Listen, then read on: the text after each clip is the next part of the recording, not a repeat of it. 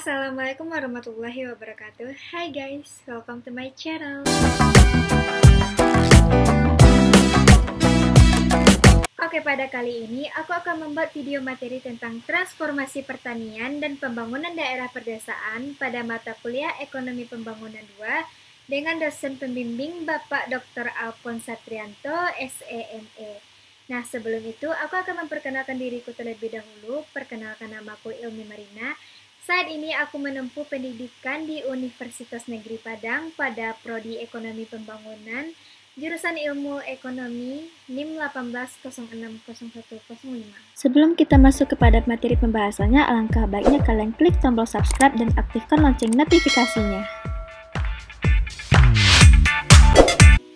Baiklah, langsung saja kita masuk kepada materi pertama, yaitu arti pentingnya kemajuan sektor pertanian dan pembangunan daerah pedesaan. Nah, lebih dari 2,5 miliar orang-orang di negara dunia ketiga itu hidup dengan bekerja keras di lahan pertaniannya yang kurang memberikan hasil yang memadai untuk kehidupan mereka sehari-hari.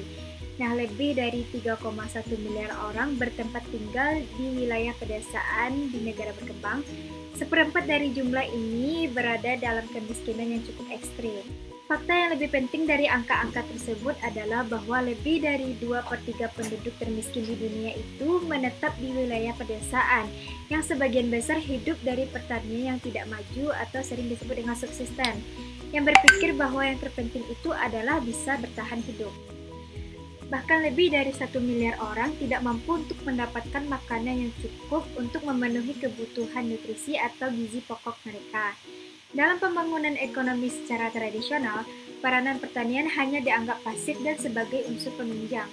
Peran utama pertanian hanya sebagai penyedia tenaga kerja dan bahan-bahan pangan yang murah dalam jumlah yang cukup untuk ekonomi industri yang sedang berkembang.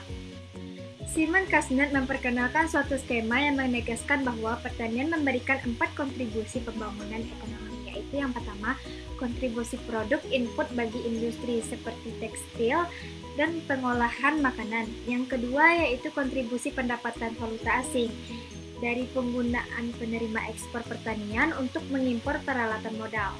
Dan yang ketiga yaitu kontribusi pasar, yaitu dari bertambahnya pendapatan pedesaan yang menciptakan permintaan yang lebih besar atau barang-barang konsumsi. Dan yang terakhir yang keempat, kontribusi pasar faktor.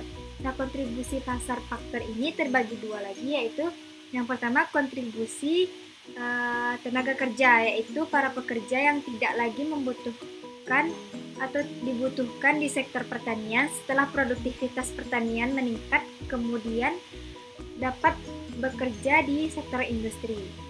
Dan yang kedua yaitu adalah kontribusi modal. Nah, kontribusi modal ini sebagian keuntungan pertanian dapat diinvestasikan kembali ke sektor industri seiring mengecilnya bagian pertanian dalam pendapatan negara. Namun kontribusi modal ini telah disalahartikan sebagai pembalasan petani. Meskipun demikian, masih menganggap industrialisasi alih-alih modernisasi pedesaan sebagai sasaran inti pembangunan. Suatu strategi pembangunan ekonomi yang dilandaskan pada prioritas pertanian dan ketenagakerjaan paling tidak memerlukan 3 unsur pelengkap dasar, yaitu yang pertama, percepatan pertumbuhan output melalui serangkaian penyesuaian teknologi, kelembagaan, dan intensif harga yang harus dirancang untuk meningkatkan produktivitas para petani kecil. Dan yang kedua yaitu peningkatan permintaan domestik terhadap output pertanian yang dihasilkan dari strategi pembangunan perkotaan yang berorientasikan pada tenaga kerja. Dan yang ketiga yaitu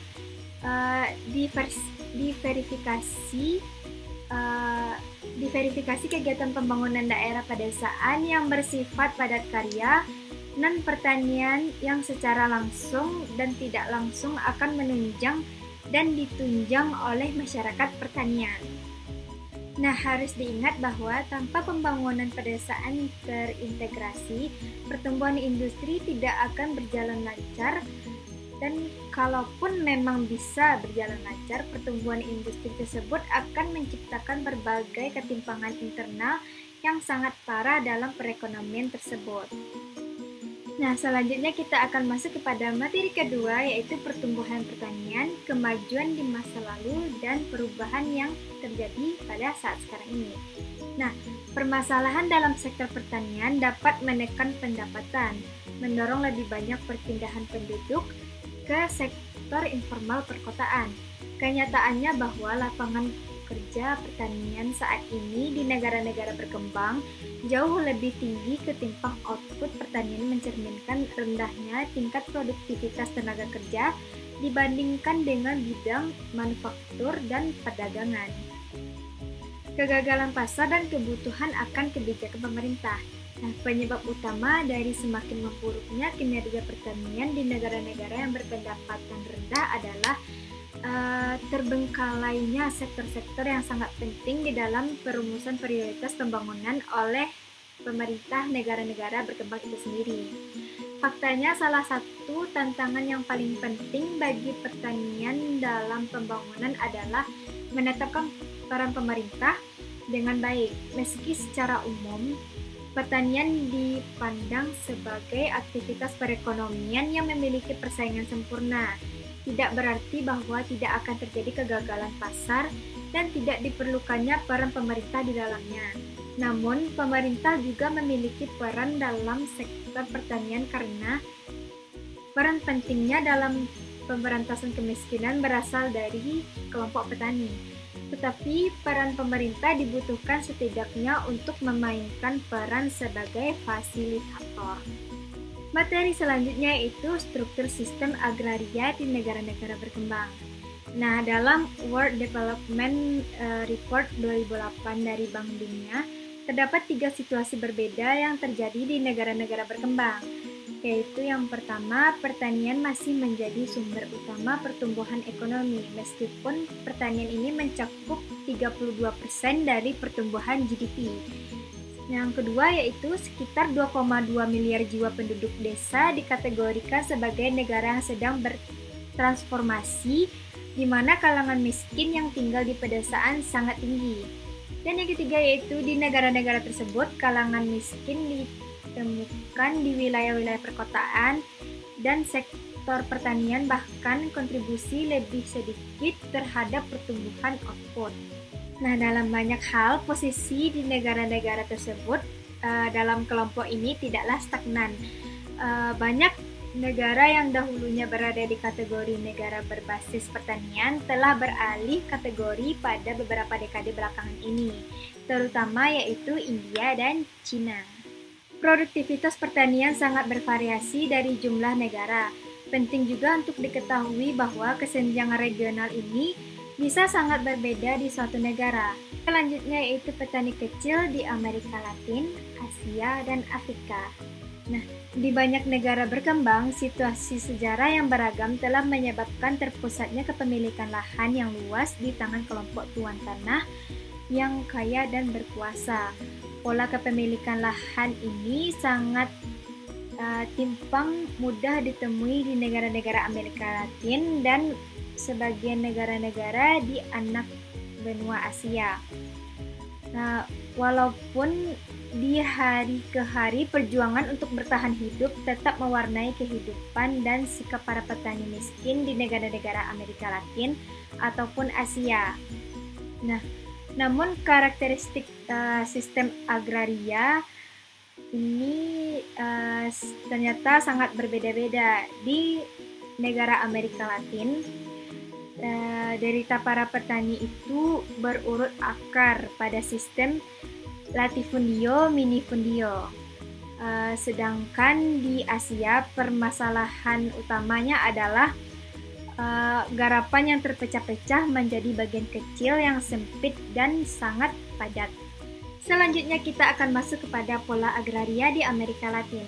Nah, struktur agraria yang berlaku di kawasan Amerika Latin sejak masa kolonial adalah pola pertanian dualisme yang dikenal dengan pola latifundio dan minifundio. Latifundio ini didefinisikan sebagai pertanian besar yang bisa mempekerjakan lebih dari 12 orang bahkan ribuan orang. Sebaliknya, minifundio ini didefinisikan sebagai pertanian yang sangat kecil yang dapat memberikan memberikan pekerjaan bagi satu keluarga dengan pola pendapatan pasar dan tingkat teknologi serta jumlah modal yang tertentu yang berbeda menurut masing-masing negara atau wilayah. Meskipun demikian, latifundio dan minifundio ini di Amerika Latin tidak mencakup seluruh lahan pertanian yang ada. Sejumlah produksi pertanian juga berasal dari pertanian keluarga dan pertanian skala menengah. Nah, unit-unit usaha pertanian tersebut menggunakan keseimbangan antara tenaga kerja dan tanah yang lebih efisien. Serta dari studi yang dilakukan terlihat bahwa unit-unit itu memiliki produktivitas faktor total yang lebih tinggi dibandingkan latifundio ataupun minifundio, sebagaimana yang dinyatakan oleh hukum tambahan hasil yang semakin berkurang atau law of diminishing return. Memang bukti dari sejumlah negara berkembang menunjukkan bahwa semakin kecil suatu lahan pertanian maka semakin efisien dari produsen komoditas pertanian tersebut. Penjelasan utama terhadap inefisien ekonomi relatif dari pertanian tanah subur latifundio terhadap minifundio adalah bahwa para pemilik tanah yang kaya cenderung memanfaatkan kepemilikan lahannya itu tidak untuk meningkatkan kontribusinya bagi output pertanian nasional, tetapi untuk memupuk kekuasaan dan prestige. Sebagian besar tanah itu dibiarkan menganggur atau tidak digarap seintensif pertanian yang lebih kecil. Selain itu, biasanya transaksi latifundio, terutama biaya survei tenaga kerja, lebih tinggi daripada biaya rendah efektif dari penggunaan tenaga kerja keluarga petani pada pertanian yang lebih kecil atau minifundio.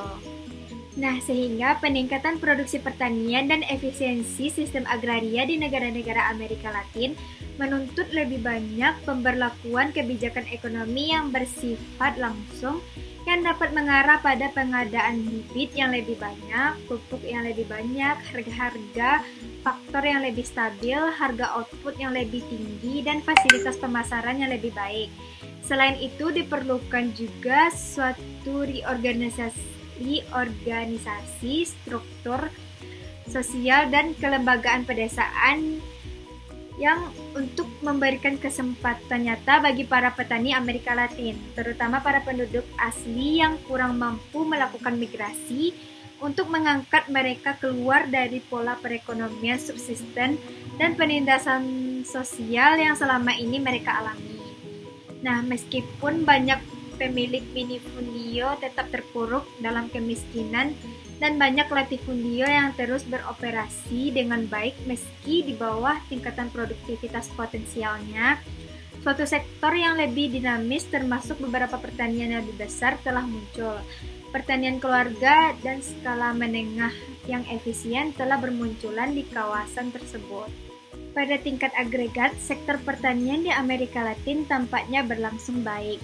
Beberapa negara Amerika Latin seperti Guatemala dan Honduras masih berada dalam fase transisi campuran, dan di negara-negara demikian pola latifundio dan minifundio cenderung masih mendominasi. Tetapi banyak dari pola pertanian ini masih berlangsung di wilayah lain, seperti yang telah dibahas sebelumnya. Ketimpangan ekstrim pedesaan di Amerika Latin biasanya berakar di era kolonial Spanyol dan Portugis. Wilayah dengan kondisi pertanian yang kurang mendukung, seringkali dengan konsentrasi penduduk minoritas, seperti di bagian timur Laut Brazil, Pegunungan Andes, dan sebagian Meksiko, serta Amerika Tengah, cenderung memiliki tingkat kemiskinan tinggi di kontinu.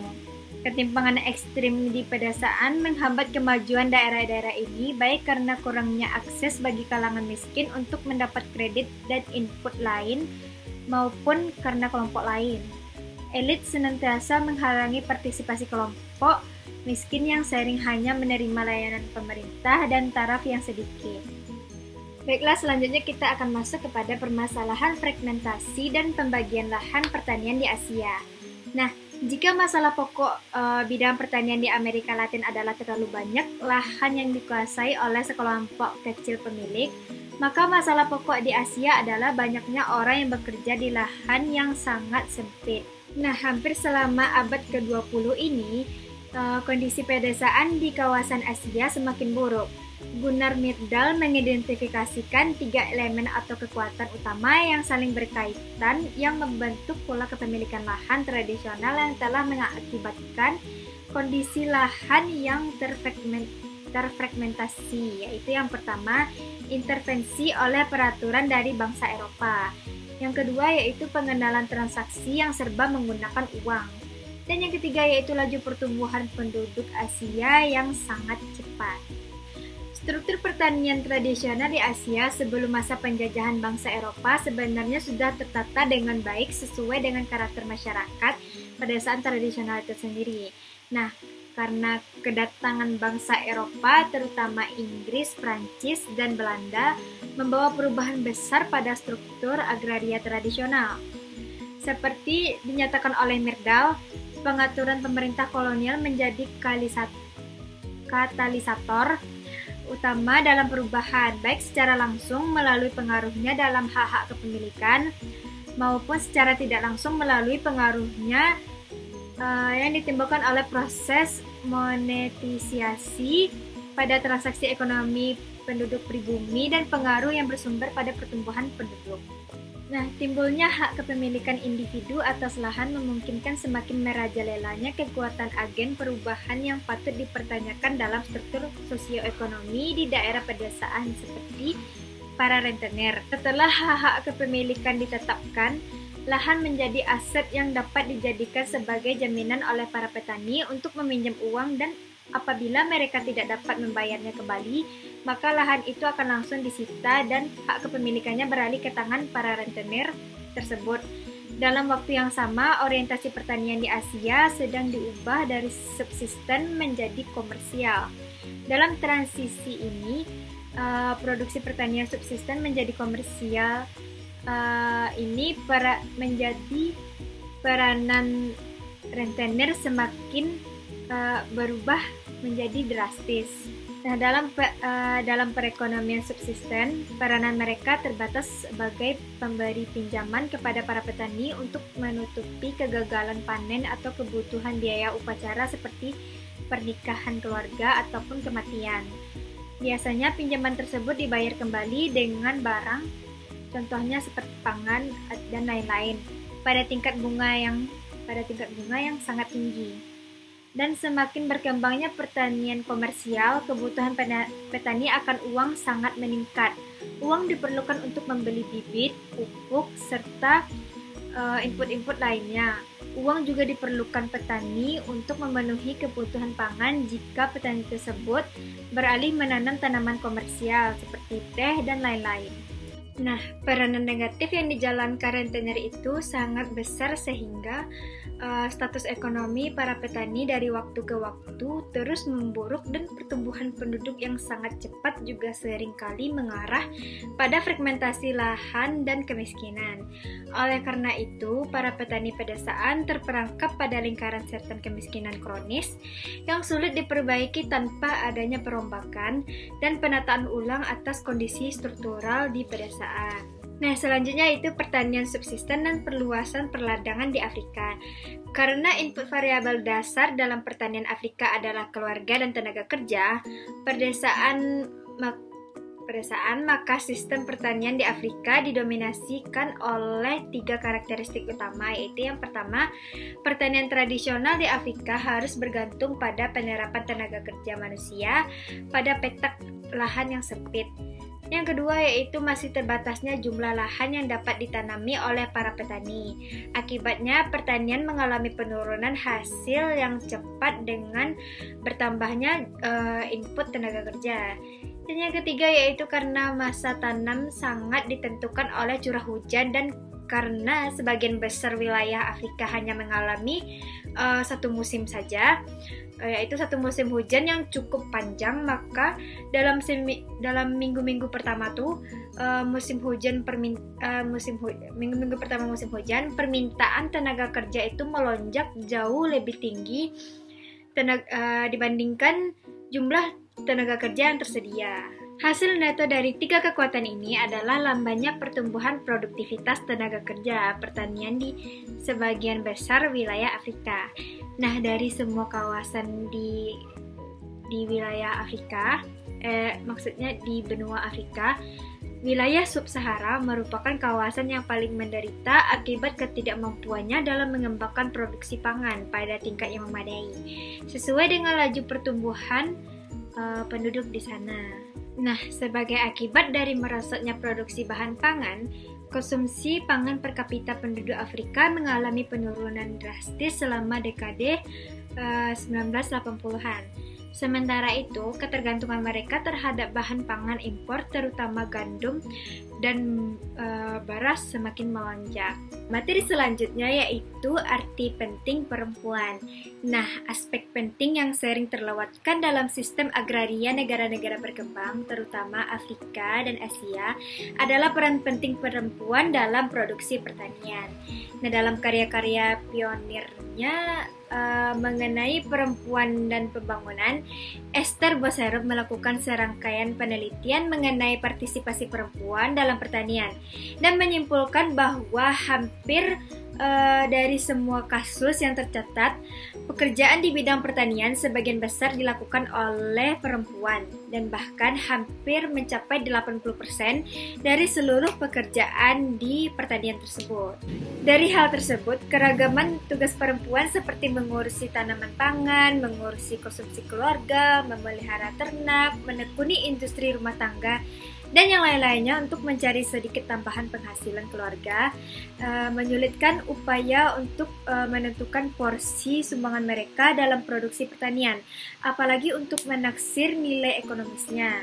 Meskipun demikian, perkiraan baru-baru ini menggarisbawahi pentingnya tenaga kerja perempuan di sektor pertanian. Diperkirakan lagi bahwa selain tugas-tugas rumah tangga, perempuan juga menyediakan 60 hingga 80% tenaga kerja pertanian di Afrika dan Asia, serta sekitar 40% di Amerika Latin. Akan tetapi, banyak di antara pekerjaan mereka secara statistik tidak kasat mata atau sulit dihitung, karena perempuan memang tidak menerima upah atas pekerjaan yang mereka lakukan.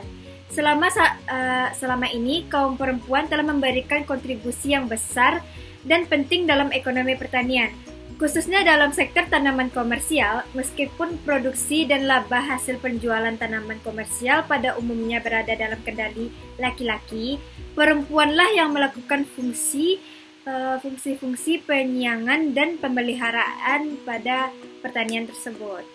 Meski upaya meningkatkan pendapatan perempuan melalui pembukaan akses-akses kredit dan input-input lainnya secara langsung telah membuahkan hasil yang mengesankan, program-program serupa namun yang bersifat tidak langsung seringkali kandas atau gagal mencapai sasaran semula. Karena itu, partisipasi aktif perempuan sangat penting bagi kemakmuran masyarakat pertanian. Maka rancangan kebijakan harus memastikan bahwa perempuan bisa mendapatkan manfaat yang setara dari upaya-upaya pembangunan. Nah, materi selanjutnya yaitu makroekonomi dari perilaku petani dan pembangunan pertanian. Transisi dari petani subsisten menuju pertanian komersial terspesialisasi. Nah, di sini ada 3 tahap pokok dalam evolusi pola produksi pertanian. Yang pertama yaitu pada tahap pertama, dan ini yang paling primitif, adalah usaha tani yang sebagian bersifat subsisten murni dan produktivitasnya rendah. Masih banyak terlihat di negara-negara Afrika. Dan yang kedua yaitu pada tahap kedua ini yaitu pola pertaniannya masih pola pertanian keluarga campuran atau diverifikasi, namun sebagian kecil hasilnya digunakan untuk konsumsi pribadi dan sebagian besar lainnya untuk dijual di sektor komersial seperti di Asia. Dan yang ketiga, yaitu pada tahap ketiga ini adalah usaha pertanian modern yang secara khusus berkecimpung dalam pertanian terspesialisasi yang ditujukan bagi pasar komersial. Nah, transformasi pola pertanian tradisional seringkali membutuhkan dan selain mengadaptasi struktur pertanian dalam rangka memenuhi tuntutan akan produksi yang lebih besar, perubahan yang mempengaruhi seluruh struktur sosial, politik, dan kelembagaan masyarakat pedesaan. Penghindaran risiko, ketidakpastian, dan upaya mempertahankan kelangsungan hidup. Nah, dalam pola pertanian subsisten klasik, sebagian besar output diproduksi untuk konsumsi keluarga dan beberapa makanan pokok yang menjadi nutrisi utama. Beberapa gagasan mengenai ekonomi pertanian subsisten dibahas oleh dua faktor neoklasik mengenai produksi di mana lahan tersebut bersifat tetap. Tenaga kerja adalah satu-satunya input variabel dan keuntungan dimaksimalkan secara spesifik. Teori ini memberikan alasan ekonomis bagi produktivitas rendah yang diamati dalam pertanian tradisional dalam bentuk hukum hasil produktivitas marginal yang semakin menurun. Sayangnya, teori ini tidak mampu memberikan suatu penjelasan yang memuaskan mengenai mengapa para petani seringkali menolak inovasi teknologi dalam produksi pertanian, pengenalan bibit-bibit baru, atau tanaman komersial yang berbeda. Menurut teori standar, setiap unit usaha pertanian rasional yang mencari laba selalu memilih metode produksi yang akan meningkatkan output dengan biaya tertentu atau menurunkan biaya pada tingkat output tertentu. Tetapi teori ini didasarkan pada asumsi yang sangat penting bahwa para petani memiliki informasi yang sempurna mengenai hubungan input-output dan juga informasi terkini mengenai harga faktor dan produk yang berlaku secara umum. Pada titik inilah teori sederhana ini kehilangan kesahihannya apabila diterapkan dalam lingkungan pertanian subsisten. Dan oleh karena itu, usaha pertanian subsisten mempunyai risiko yang sangat tinggi dan penuh dengan ketidakpastian. Dan hal ini makin diperparah lagi oleh kenyataan bahwa kehidupan manusia turut dipertaruhkan. Apabila kelangsungan hidup benar-benar dipertaruhkan, maka yang paling penting itu bagi mereka adalah menghindari tahun-tahun yang buruk atau disebut dengan gagal panen total. Alih-alih bagi mereka adalah memaksimalkan output pada tahun-tahun yang lebih baik lagi. Berbagai program untuk meningkatkan produktivitas pertanian bagi para petani kecil di Afrika dan tempat-tempat lainnya tidak berhasil karena gagal memberikan jaminan yang memadai. Petani akan mempertimbangkan nilai yang diharapkan dari produk marginal atas setiap input yang mereka gunakan, seperti pupuk yang akan menurun jika dikaitkan dengan probabilitas pengusiran yang dapat mereka alami. Dan selanjutnya yaitu perekonomian pertanian bagi hasil pada pasar faktor-faktor produksi yang saling berkaitan. Nah, struktur yang insentif yang baik dari pertanian bagi hasil ini mengarah pada inefisiensi.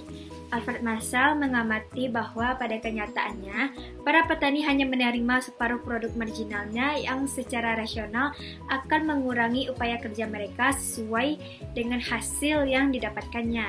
Jika seorang petani penggarap menghadapi pemilik lahan,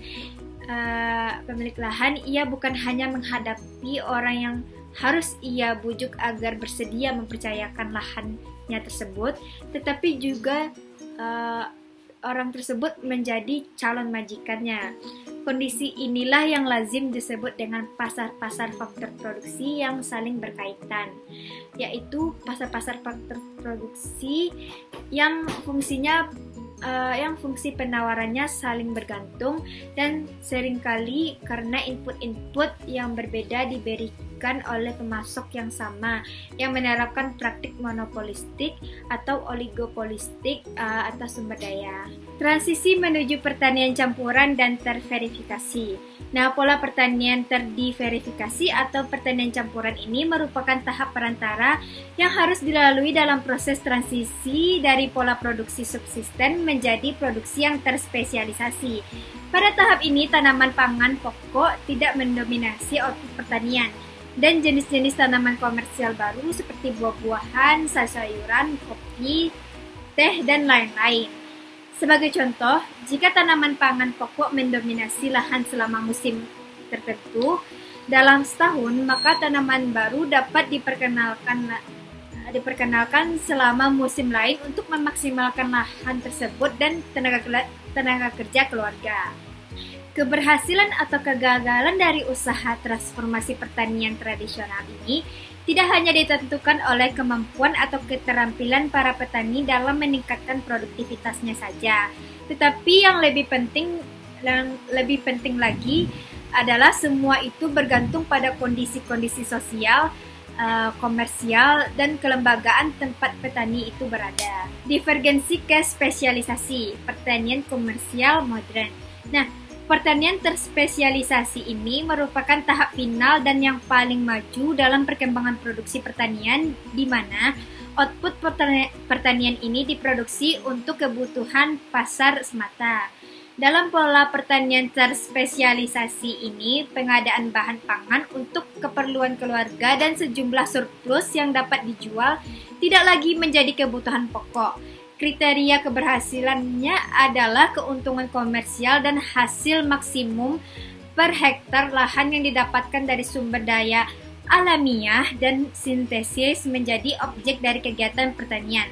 Singkatnya, produksi ini ditujukan untuk keperluan pasar. Pertanian terspesialisasi ini bervariasi dalam hal fungsi dan ukurannya. Biasanya berkisar dari pertanian buah-buahan dan sayur-sayuran insentif hingga ladang gandum yang sangat luas atau begitu luas. Dalam aspek tertentu, pertanian terspesialisasi ini tidak berada dalam konsep atau operasi perusahaan industri besar. Bahkan beberapa operasi pertanian terspesialisasi besar di negara-negara maju dan berkembang dimiliki dan dikelola oleh perusahaan korporasi agrobisnis multinasional. Nah, materi selanjutnya yaitu kebutuhan inti dari suatu strategi pembangunan pertanian dan pedesaan. Nah, submaterinya yaitu perbaikan pertanian berskala kecil, yaitu teknologi dan inovasi. Merupakan prasyarat perbaikan berkelanjutan pada tingkat output dan produktivitas. Ada dua sumber utama inovasi teknologi yang dapat meningkatkan hasil pertanian. Sayangnya, di pihak lain, kedua hal ini juga menimbulkan dampak negatif terhadap pembangunan pertanian. Hal yang pertama adalah pengenalan mekanisme pertanian guna menggantikan tenaga kerja manusia. Sebagai contoh, apa yang dapat dihasilkan oleh seorang pekerja yang mengoperasikan satu mesin tuai besar selama 1 jam, setara dengan hasil yang didapatkan ratusan tenaga kerja yang menggunakan metode tradisional. Dan hal yang kedua yaitu bukanlah tanpa masalah juga. Hal ini seolah-olah dapat menambah lahan, yakni dengan cara memperbaiki kualitas lahan yang sudah ada dengan meningkatkan hasil panen per hektar. Langkah-langkah ini seringkali memiliki skala netral di mana tidak terpengaruhnya oleh ukuran, berlaku pada kemajuan teknologi yang dapat menghasilkan tingkat output yang lebih tinggi tanpa memandang faktor ukuran dari suatu perusahaan atau pertanian. Secara teknologi atau secara teoritisnya, inovasi tersebut bisa diterapkan dan efektivitas yang sama pada pertanian besar ataupun kecil. Oleh karena itu, inovasi ini sangat cocok diterapkan di wilayah tropis dan subtropis dan menawarkan potensi besar untuk meningkatkan output pertanian di negara-negara berkembang dan telah terbukti efektif dalam hal ini terutama di Asia. Selanjutnya yaitu kebijakan kelembagaan dan harga, menyediakan insentif ekonomi yang diperlukan. Nah, pemilik lahan besar dengan akses yang jauh lebih besar terhadap input komplementer dan layanan pendukung lainnya mampu untuk memperoleh keunggulan bersaing dibandingkan pemilik lahan kecil dan pada akhirnya dapat mengusir mereka keluar dari pasar. Akibatnya yang sangat sering terjadi adalah melebarnya kesenjangan antara si kaya dan si miskin, dan meningkatnya konsolidasi kepemilikan lahan pertanian ke tangan segelintir orang-orang yang disebut dengan petani progresif. Inovasi yang semestinya bersifat membangun dengan potensi besar untuk mengentaskan kemiskinan di pedesaan dan meningkatkan output pertanian malah menjadi anti pembangunan apabila kebijakan publik dan lembaga sosial ini menghalangi partisipasi aktif para petani kecil dalam struktur agraria yang berkembang. Nah, karena harga-harga produk pertanian sedemikian rendahnya, dalam beberapa kasus bahkan lebih rendah dari biaya produksinya, tidak ada insentif bagi petani untuk meningkatkan outputnya atau melakukan investasi dalam teknologi baru yang dapat meningkatkan produktivitasnya. Akibatnya, penyediaan bahan pangan lokal akan terus merosot dan bahkan lebih rendah daripada tingkat permintaannya. Oleh karena itu, banyak ekonom pembangunan yang menegaskan bahwa jika pemerintah ingin meningkatkan produksi pertanian yang memberikan dampak lebih besar pada pengentasan kemiskinan melalui teknologi revolusi hijau, mereka bukan hanya harus melakukan penyesuaian dan kelembagaan dan pasar kredit saja, tetapi juga membuat kemajuan yang kontinu dalam menyediakan insentif bagi petani kecil dan menengah melalui penerapan kebijakan harga yang benar-benar mencerminkan kondisi pasar internal. Beradaptasi terhadap peluang baru dan hambatan baru. Nah, salah satu hambatan terbesar yang ada di depan adalah potensi masalah lingkungan yang diakibatkan oleh pemanasan global dan perubahan iklim yang diperkirakan akan sangat berdampak negatif pada wilayah Afrika dan Sub-Sahara dan Asia Selatan.